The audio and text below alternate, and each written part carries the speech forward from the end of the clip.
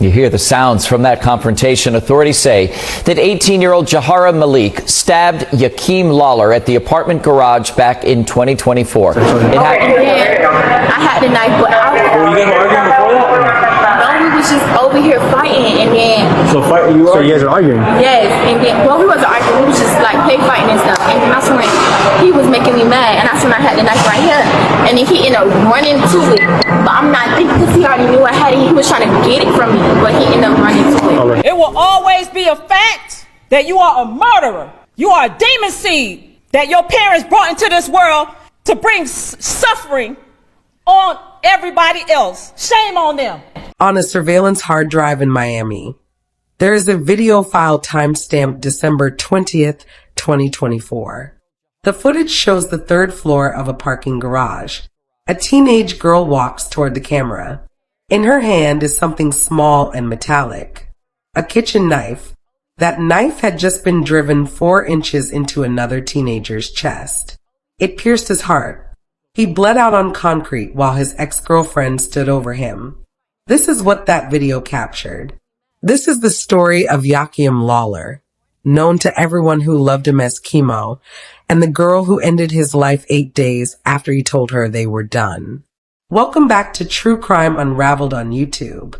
And if you're watching on Facebook or Instagram, you're on True Crime Unraveled TV. We read every single comment you leave, every theory, every question, every time you share your own story. Keep them coming. You are the reason this channel keeps digging.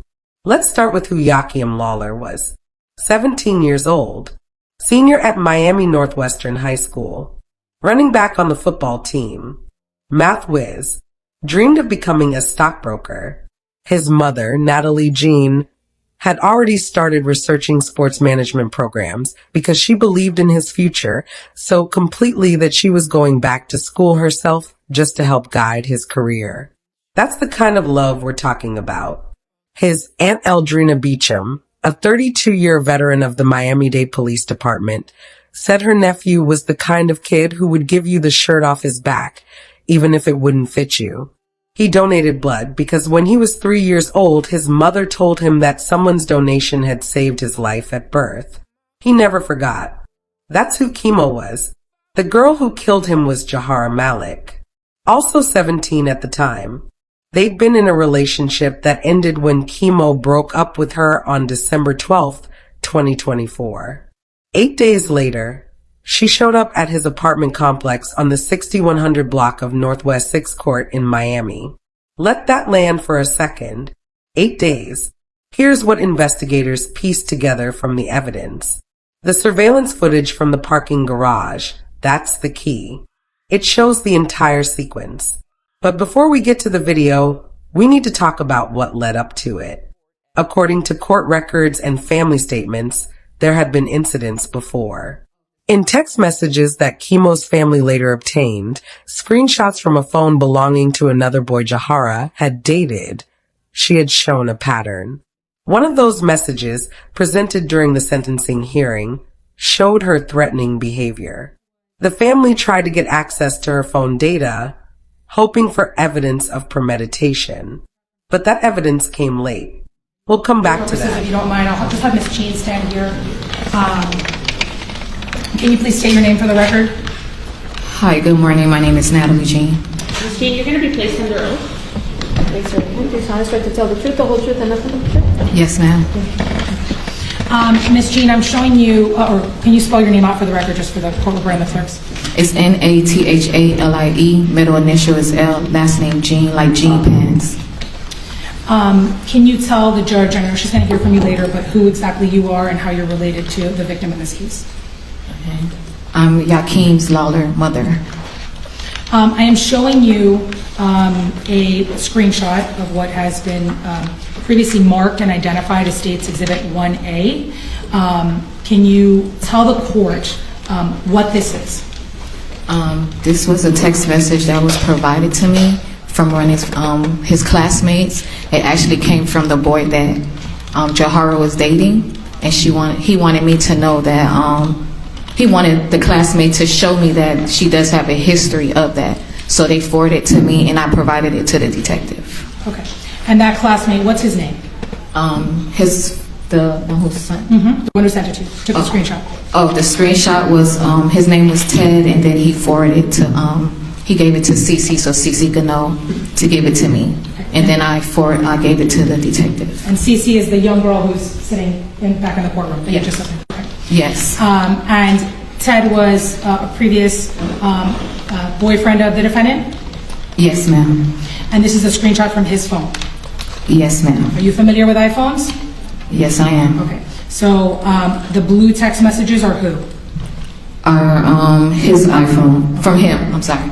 And the gray text messages are from who? Jahara. And I think the C up here where it says at the top, crybaby, is that the contact in his phone?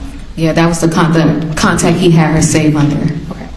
And is this a fair and accurate representation of that text message that you were provided by Cece and that he took a screenshot of? Yes.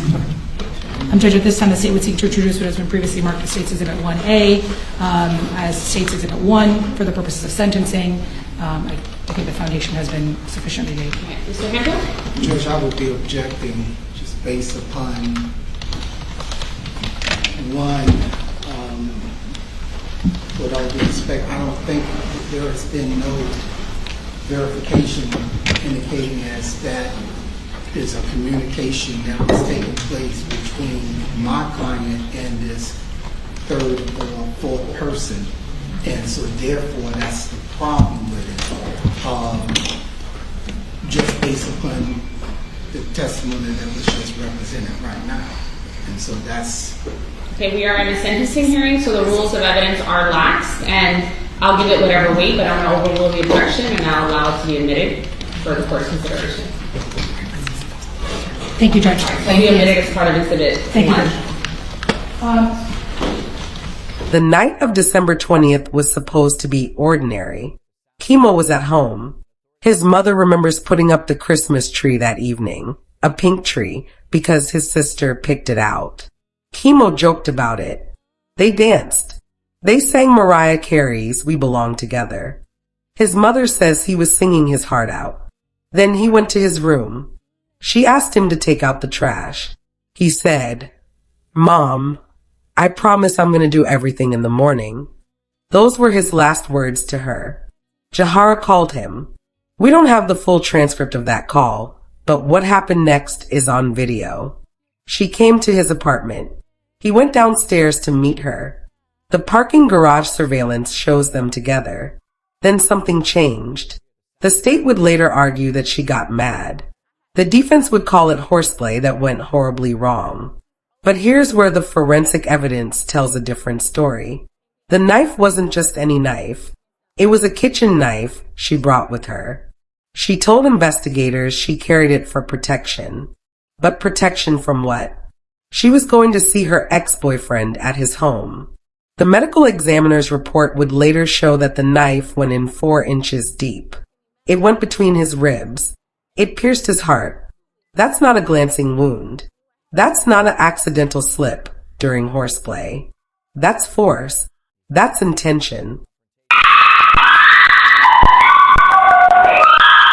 You hear the sounds from that confrontation. Authorities say that 18-year-old Jahara Malik stabbed Yahkeim Lawler at the apartment garage back in 2024.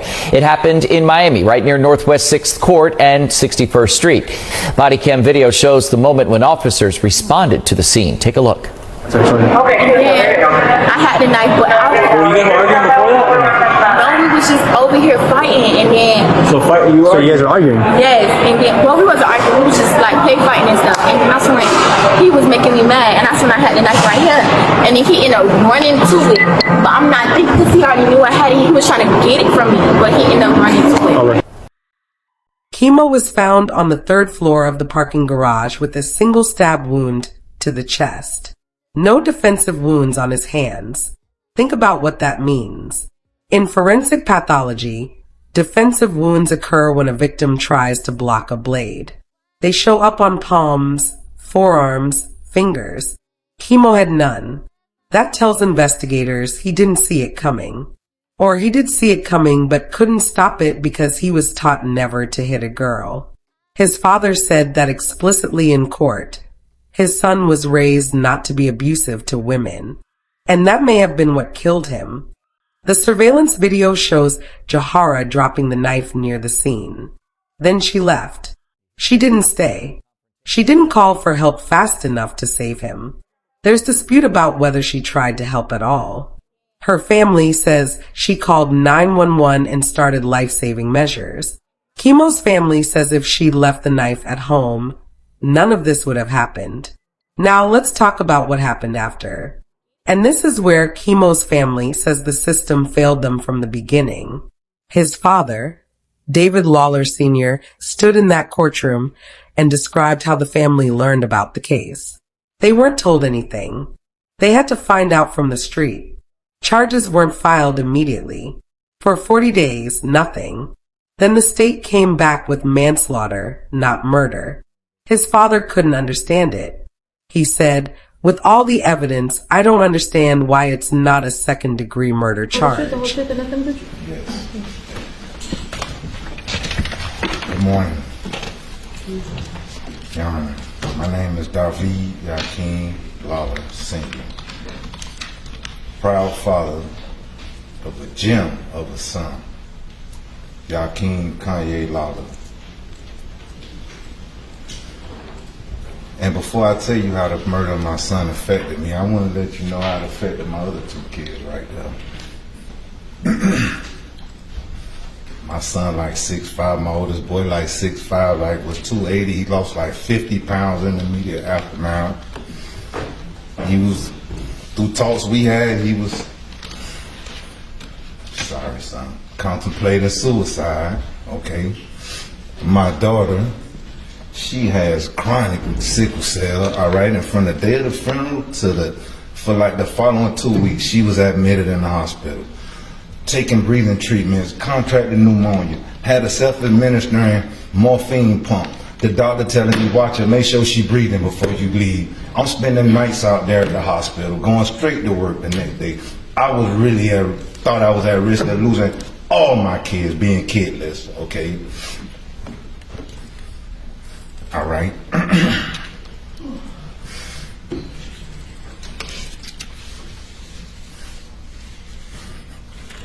It's kind of uncomfortable for me. I'm doing what I gotta do for my son. I'm a habitual felon, labeled by the system. This is my first time on this side of the law, but I really want to speak about the injustice that I feel has taken place here. All right. From the night of the arrest, from the night of the incident, nobody informed us nothing about anything. We all we know, we were just summoned to the headquarters. We were released and never found out anything else. We had to find out from the street. Charges were never filed. Okay, and I feel like it's a slap in the face to honestly to be 40 days in and they come back with manslaughter. All right, and with all the evidence that we've seen, that they've called us down there to see, medical examiner, the body cam worn video from the scene of the crime, all right, it's just baffling to me how they can take all this time to come up with a manslaughter charge. We feel as though she's been undercharged, all right? We've been seeking the enhancement from the beginning, all right? And you know, they like, the defense would like to call it accountability, all right, saying that she pleading guilty now, all right? But we call it, we think it's being smart because we always been seeking enhancement for the charges, all right? So this is like they're getting ahead of the ball right now, all right? It's 16, 18, a year and a half in, all right? And we supposed to have a phone dump by today's court date, all right? It kind of sounds like water and oil mixing together because, I mean, it's over with at this point. You know, for us to get a phone dump today, it probably won't even do us no good, all right? What if there's content in her phone, because kids text each other, they don't talk, you know what I'm saying? What if it's something that she sent a message to her friend saying, I'm gonna F him up? You get what I'm saying? That would have showed premeditation, that would have showed intent, that would have showed a whole lot of things that we could have got these charges upgraded, all right? We've been seeking that from the beginning, all right? We feel like the whole investigation was influenced from the jump. All right, we feel like it was a whole perfect storm for it to happen on the city of Miami side. I'm from a place called Lincolnfield, all right? Everybody probably know it for all the wrong reasons, all right? I've been shot down, AK-47. I done seen people murdered, know a lot of murderers. Don't know anybody that was granted this luxury right here, all right, to be kill someone that night, all right, to be held in custody, taken into interrogation, and released without charge.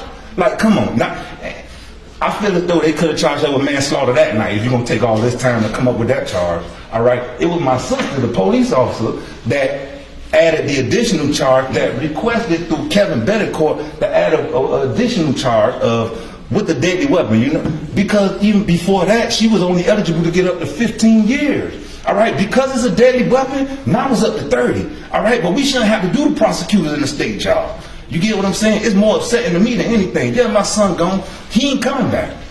I'm at peace with that. You get what I'm saying? I don't like the way this case was handled, Your Honor. You know what I'm saying? And then we met with the state attorney. We met with Catherine Fernandez-Rundle. The chief of police called us down. We had a meeting with him. I'm quite sure they don't meet with all victims of families of homicide. All right? So it leads me to wonder why, all right? Maybe they know they messed up the case or mishandled the case, all right? It just ain't nothing makes sense right now at this point. You know what I'm saying? I want to talk about Keimo a little bit because he was the most humblest guy, well respectable. Keimo was so humble. Keimo, I went to pick him up from Charles R. Drew Elementary one day, and his teacher say, hey, in PE, the PE teacher like, hey, the kid's super fast, he jumps super high, and super high, and he's just this super athlete. I'm like, Keimo ain't tell you? At this point, Keimo had won 3 Super Bowls, 3 Super Bowl MVP. Keimo go to school and nobody knows nothing.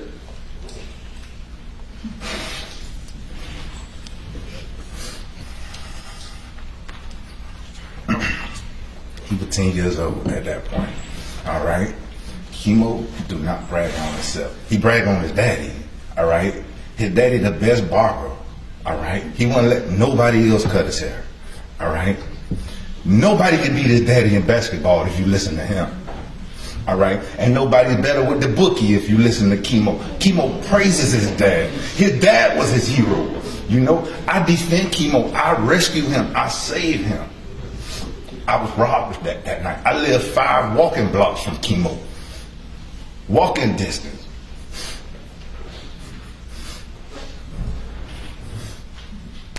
And that was taken from me that night.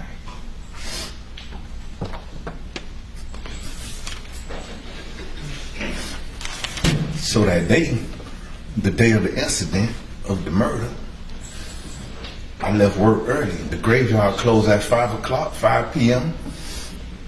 It was my mom's birthday, December 20th.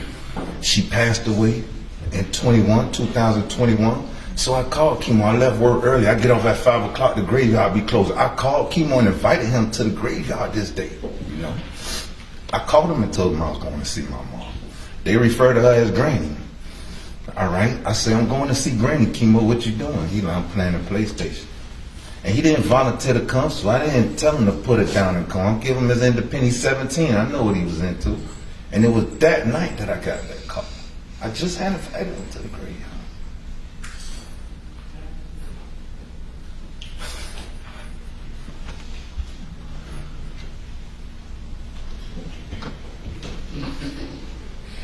Keimo wasn't hanging around the wrong crowd. They took for somebody he loved and trusted to do him like that. Keimo wasn't no chump. He was a well-respectable young man. He was taught to not be abusive to women.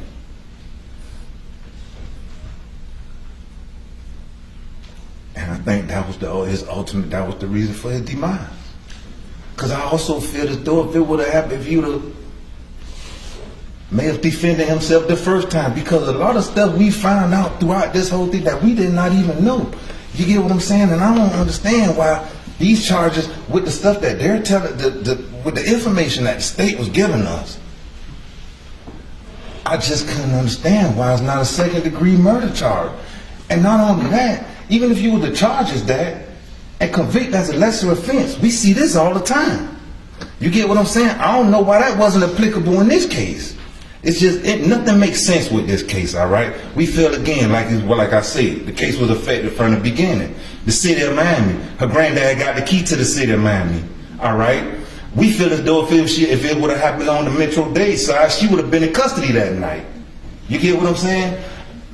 It's all what anybody could think anything, but again, man, we just don't understand how it took all this time to come up with the manslaughter charge. With all the evidence and everything that they've told us happened, it is not an isolated incident, what we found out through the state, through y'all. You get what I'm saying? This has happened before. She's pulled the knife on him. She's cut him with a knife before. You get what I'm saying? I can't even bring myself to address her. I don't feel no ill will towards her family. Because I'm quite sure if they knew that she was going to pull some stunt like that, they would have told her, sit your butt down, you stupid girl, you could sit your name. So again, I don't feel no ill will towards her family throughout these whole proceedings. We've made it our business to not threaten, not to address, not to do anything towards her or her family. All we hear is that we seeking justice here, all right? And again, it's uncomfortable for me. This is my first time on the side of this law, and I am way out of my element. It doesn't even matter. I'm gonna stand up and honor my son and defend my son. All right? At every chance I get, and I'm sorry, that's it, man. I just wanted to be heard, man. I don't like the way this case was handled. You know, it wasn't no transparency. Nobody talked to us, ain't nobody said nothing, man. You know what I'm saying? We had to hold rallies and then I'll do all this to get some kind of charges brought. And it's unfair. It's unfair. It's unfair. I don't like it at all. And I'm sorry if I disrespected the court. I don't got nothing else to say. You did not disrespect the court. The family believes, and they said this publicly, that Jahara's family connections influenced the case. Her grandfather is Ronald Malik, also known as Rasul, who had received the key to the city of Miami. Keimo's mother posted about this on January 18th, 2025, writing, "How can we honor someone with the key to the city and then ignore the pain caused by their family?" That post was shared under the hashtag Justice for Yahkeim. Let me read you what his mother wrote month after month. April 20th. Today makes 4 months since you left me. The pain in my heart won't stop. July 20th. My world shattered that day. You fucked me up with this one, son. November 20th. Each month gets harder to come by knowing that you're not coming back.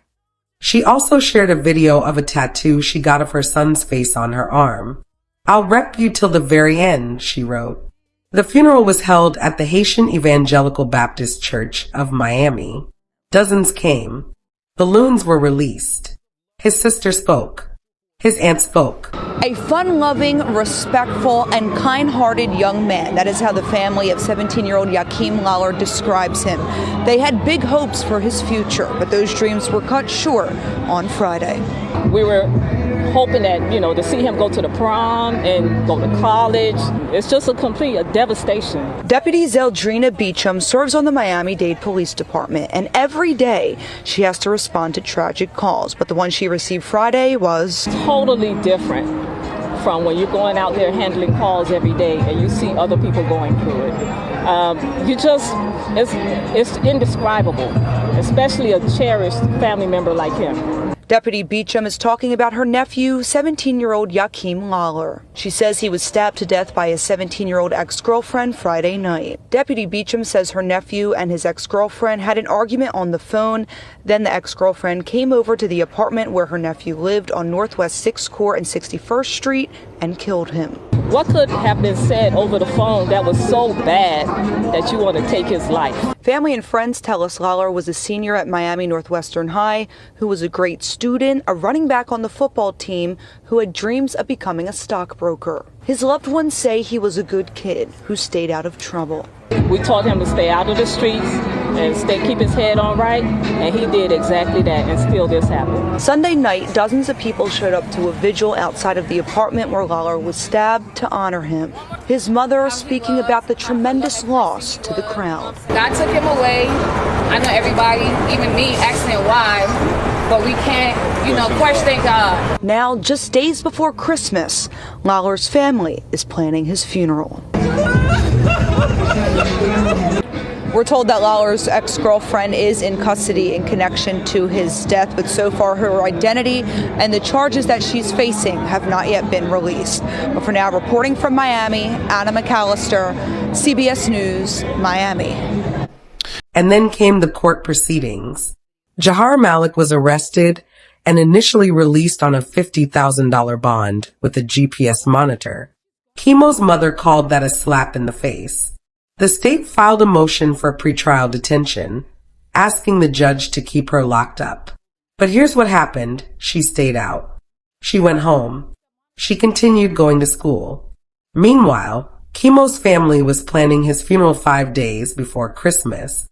In March 2025, Jahara changed her plea to guilty. She pleaded to manslaughter and carrying a concealed weapon. No deal. That meant the sentence was entirely up to the judge, anywhere from youthful offender probation to 30 years in state prison. Prosecutors asking a judge to keep a teenage girl locked up before trial. That teenager is charged with manslaughter for fatally stabbing her ex-boyfriend, and the victim's family is demanding justice. Local 10's Leanne Woodhome was there for a hearing today, and she joins us live with what happened in court. Leanne. That teenager is now at home with her family as she awaits Thursday's pretrial detention hearing. The victim's mother says this is a slap in the face and wants her behind bars right now. Page 1, Jahara Malik. 17-year-old Jahara Malik in court Tuesday, facing 1 count of manslaughter. She's accused of stabbing her ex-boyfriend, 17-year-old Yahkeim Lawler. He was the ultimate competitor. You know, at anything he did, he loved everybody. Just the perfect kid in my eyes. The victim's loved ones stood together in a show of support after the hearing, carrying a banner with messages from his classmates. We're fighting for a greater purpose right now. We're trying to get justice. The incident happened December 20th at this apartment complex on the 6100 block of Northwest 6th Court in Miami. Lawler was found with a stab wound to the chest on the 3rd floor of the parking garage. Investigators say surveillance video shows Malik dropping a knife near the crime scene. She told investigators the two were, quote, horseplaying just before the stabbing. We believe that this is a totally unfortunate situation, but I don't believe that it's in the interest of justice for her to be taken back into custody. A bond court judge allowed Malik to leave jail on a $50,000 bond with a GPS monitor. I want it removed due to the fact, as a student in school, there's a negative connotation with that. I think a monitor is a slap in the face to me. She should be in jail. The state and the victim's family want her held behind bars until trial. She's going to jail. She's going to pay for what she did to my son. The state did file a motion asking for that pretrial detention hearing. The judge granted it today and scheduled it for Thursday at 2 p.m. We are live in Miami. I'm Leanne Morejon, Local 10 News. The sentencing hearing was devastating. Let me walk you through what happened in that courtroom. Keimo's Aunt Eldrina, the police officer, spoke. She described him as a baby coming home from the hospital. She described him helping her put up hurricane shutters. She said, "I really expected my nephew to be looking down inside of my casket instead of me looking down in his casket." Then she turned to Jahara and said, "It will always be a fact that you are a murderer. You are a demon seed that your parents brought into this world to bring suffering on everybody else." Lisa Victoria, do you solemnly swear to tell the truth, the whole truth, and nothing but the truth? I do. Good afternoon. Whenever you're ready, okay? Yes, ma'am.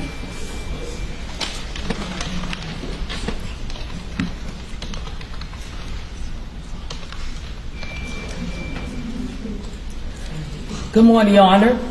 Can everybody hear me clearly? Yes. My name is Eldrina Beecham. I'm one of 4 of the paternal aunts of Yahkeim Lawler. I'm writing this victim impact statement to express to you how much I have been impacted by Jahara Malik murdering him. Your Honor, I ask that you please be patient with me. This is the toughest thing I have ever had to do in my life. During these court proceedings, as the family, we had to sit there and watch her smirk in the courtroom, show no remorse, and being Yahkeim's aunt, it was really hard for me and for my family. Okay? I remember the day when he was a baby and he came home from the hospital. I took my nephew David Jr.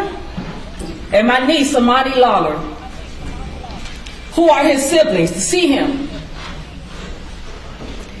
He was the sweetest little baby I have ever seen. I gazed at him as he laid there, as innocent and as sweet as he could be. And there's still a part of me that sees him like that.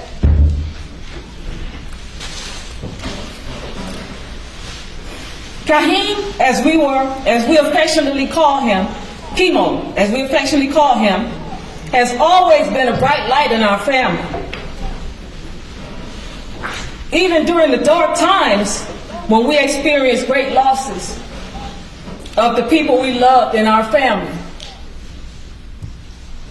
He was a jokester.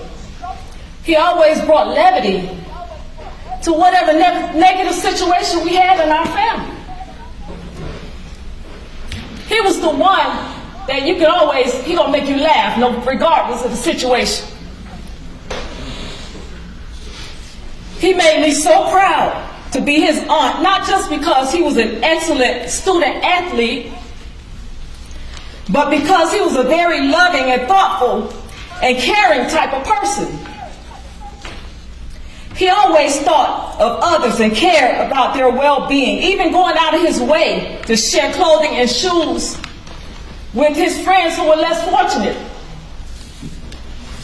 I remember when my auntie Elena had this family function at her house commemorating the life of my deceased mother, who passed away on June 15, 2021. So this was 3 years after her passing. We were at the function celebrating, just in her memory. My brothers were grilling on the charcoal grill, chicken and barbecue ribs, while our favorite music was pumping through the speakers. Some family members were swimming in the backyard pool, others were singing and dancing and just sitting around conversing with each other. We were just creating great family memories. He was there mixing it up with the family and eating and laughing and having a great time. When I was leaving the function, he called out my name. When I turned around, he screamed out to me, telling me goodbye. He had a big smile on his face. I'll never forget that. I was thinking to myself, my nephew is not a baby anymore. He's a growing young man. I smiled back at him, but inside I was crying,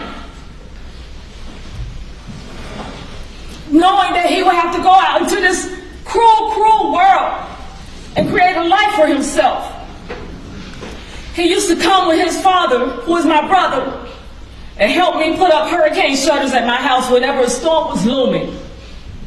He used to come with his father to help me out in the backyard with my vegetable garden. He was always around to help me with whatever I was doing. The older I get, the loss of that physical assistance that he offered to me is missed. I used to say to him, nephew, when I'm a little old lady sitting on a bus stop in the hot sun, and you drive by in your expensive new car, please pick me up and give me a ride home. And he said, he would laugh and he would say, Auntie, I would never let you sit on the bus stop and not take you home. And that was him. He cared for people. He loved people. Then I would say, okay, baby. He would then smile and continue whatever mischief he was engaging in. Now, because of Jahara Malik's actions, I must go through life knowing that I will never see the full potential of what he could have been in his life. I won't get phone calls from him excitedly telling me things about his future plans for his life. I won't be able to give him advice about whatever's going on in his life. I will never have a chance to see him graduate from high school, college. He wanted to be a stockbroker, and he was on his way. I won't ever see him create a family of his own or accomplish the many milestones of his life that he was going to accomplish because he was just that awesome. He will never be able to go on another camping trip with me. He will never be there again to help me put those heavy hurricane shutters up on my windows whenever we're getting a hurricane. I won't have this strong young man and my family to help me lift heavy bags of soil or fertilizers for my garden, which provided nourishment for my family. I will no longer have him to wrap his arms around me and kiss me on my cheek and tell me how much he loves me. As his aunt, I will no longer be able to reach into my bag and place a piece of candy or a $20 bill in his hand so that he could get himself some sweet treats or chicken wings and fries like he liked. I will no longer be able to tell him how proud I am of him, of being the person that he has become, and how much of an asset he is to our family. My son will not have him as a speaker at my funeral. He will not be there to console my son when my life is over. I will no longer be able to look at his fresh new haircut, and tell him that he looks so handsome. And those girls better watch out, because he's be standing there smiling and blushing and telling me, "Oh, Auntie, come on. You're doing too much, Auntie." No longer having him in my life leaves a hole in my heart and a deficit in my life that could never be filled. I'm gingerly moving through this life like I am living in the twilight zone, literally. Because not in my wildest dreams did I think that my nephew, being such the good person that he was, would be murdered like this. This world to me right now is really upside down. In all my years of life, nothing has shaken me to the core like this has. And believe me, I've suffered great losses in my life. I really expected my nephew to be looking down inside of my casket instead of me looking down in his casket.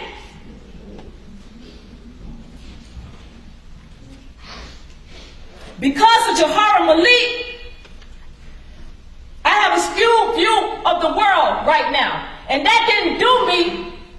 I wasn't like that with my 32 years as a police officer with the Miami-Dade Sheriff's Office. Nothing has skewed my view of this life like she has. My 5 siblings and I did not anticipate burying one of our babies. Yet, here we are living this nightmare. Your Honor, it's not fair to us to go through life like this. As a family, we don't even think that 30 years in prison would be enough punishment for her. But we definitely want you to give her the max, Your Honor. I've always honorably upheld law and order, because when I took that oath, I took it to heart. And I served the streets of Miami honorably.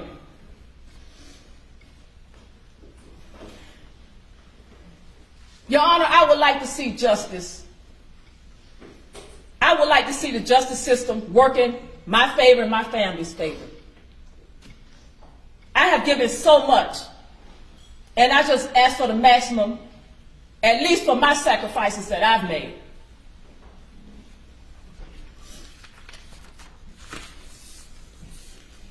Jahara Malik, there are many times in court proceedings, you'll be sitting there smiling and laughing with your family members and showing no remorse for taking my nephew's life. It's not a laughing matter to us. It never has been. It took all we had to stop from jumping across that thing and doing something to you. It will always be a fact that you are a murderer. You are a demon seed that your parents brought into this world to bring suffering on everybody else. Shame on them. When you go to prison, your life will be controlled by the prison guards and the inmates. Your dignity will be taken away from you. You will have to shower and urinate and defecate in front of other inmates. You'll probably get beat up because you're slicked out and your attitude. There are a myriad of different things that can happen to you in there. And you know what we're going to be doing? We're going to be cheering and saying, yeah, she deserved it.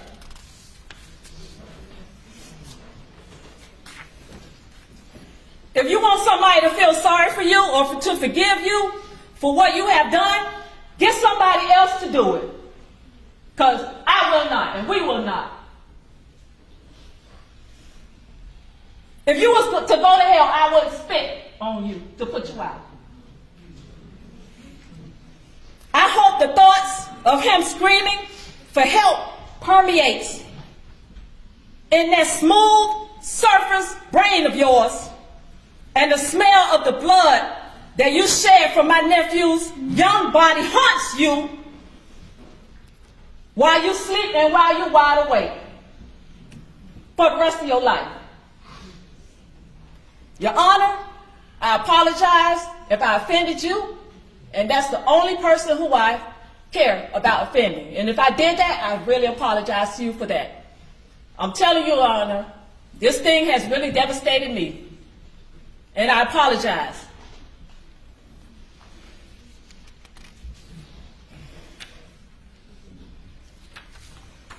In closing,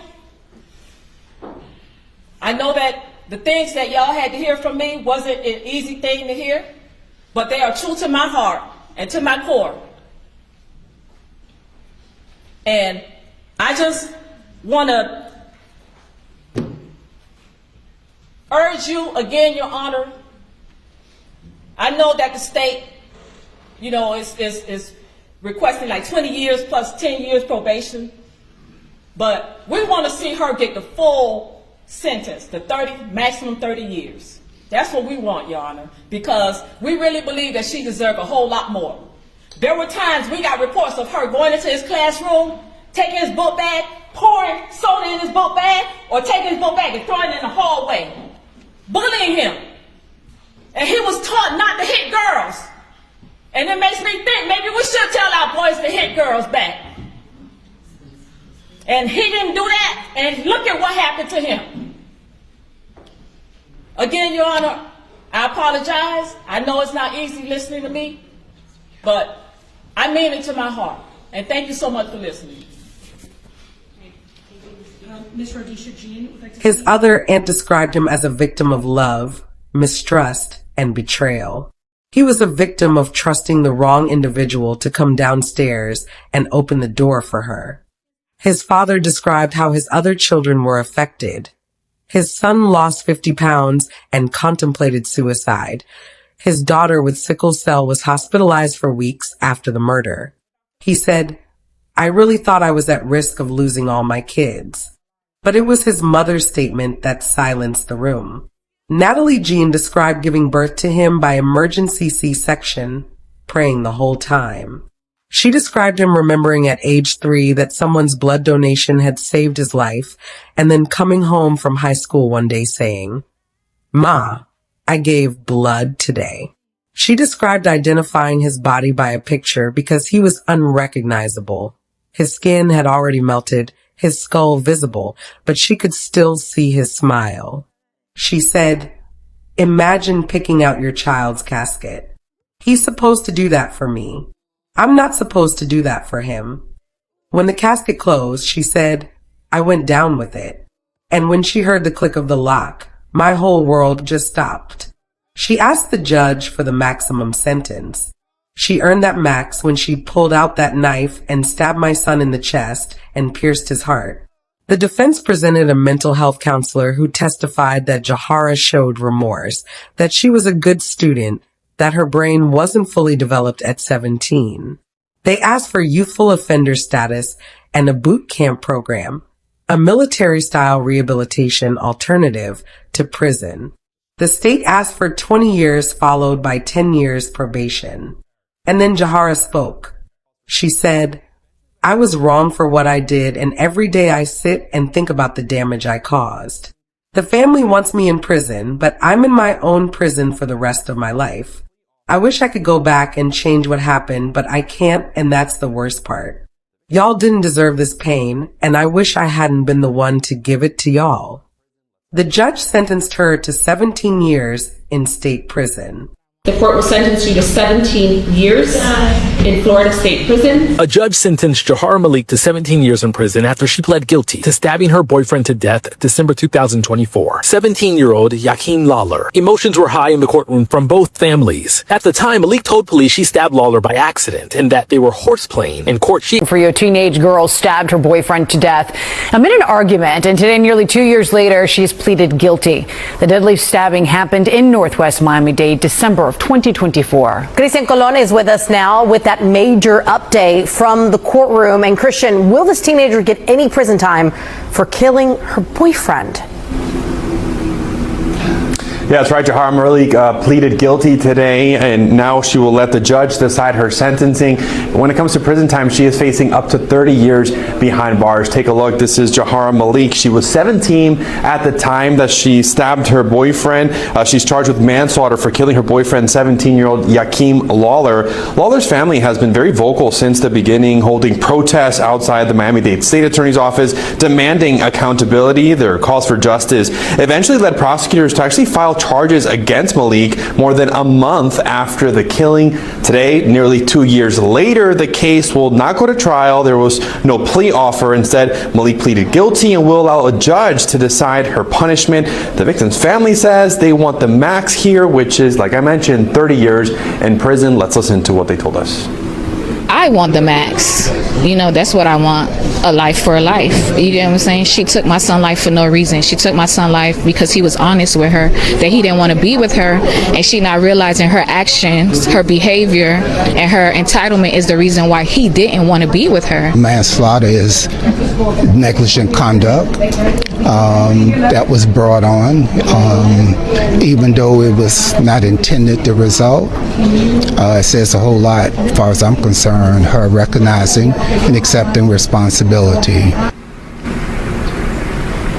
Again, back here live in May, there was a hearing scheduled for May 5th. There will be a sentencing hearing. State attorneys will likely ask for prison time. Meanwhile, defense attorneys, who of course represents Malik, they will ask for mercy because since the beginning they have always claimed that this was an accident. Again, this sentencing hearing is set for May 5th. I'll send it back to you guys. We're now live in Miami. Christian Colon, NBC6 News. She will be 35 when she gets out. Keimo will be 17 forever. Ending verdict desk. If you were on the jury, would this evidence convince you beyond reasonable doubt that manslaughter was the right charge, or should it have been murder? Drop your verdict in the comments. Here's my question for you. The surveillance video showed her dropping the knife. Her own words to investigators said it was horseplay. But the forensic evidence, the depth of the wound, the lack of defensive injuries, the fact that she brought a kitchen knife to her ex-boyfriend's apartment 8 days after he broke up with her. Does that tell you a different story? Do you think the confession should carry more weight than the video? Why or why not? Like, share, and subscribe. This is True Crime Unraveled. We read every comment. We'll see you next time.